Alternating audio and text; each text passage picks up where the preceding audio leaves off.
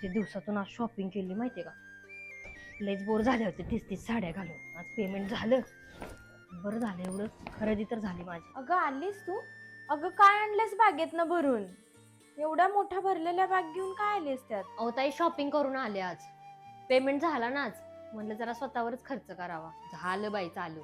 पैसा आला की नुसतं उडवायचं. आमच्या वेळेला असं नव्हतं बाई. झालं का हो चालू तुमचं? अहो माझ्याच पैशाने खर्च करते तरी पण तुमचं असं सारखे काय टोमणे देता हो?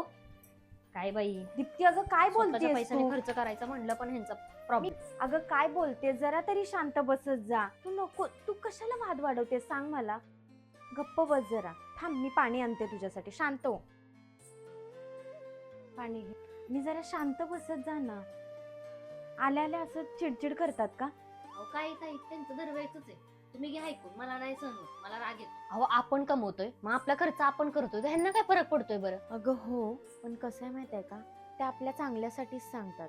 आणि त्यांना असं वाटतंय की आपण शॉपिंगला जातो, तिथून बाहेरून काही खरेदी करून आणलं की पैसे जास्त खर्च होतात. त्यात त्यांचा दोष नाही आहे, त्या जुन्या काळातल्या आहेत. अहो मग काय सारखं बोलायचं का? अगं सोडून दे.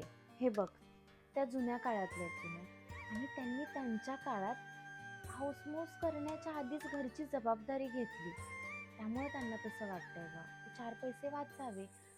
आणि मुळात त्या मनाने खूप चांगले आहेत, तुलाही माहिती आहे. त्यांच्या मनात कधीच काही नसतं. अहो त्यांच्या मनात जर काय नसतं तर मला सांगा, आलेला किरकिर केली असती त्यांनी? नसती केली ना.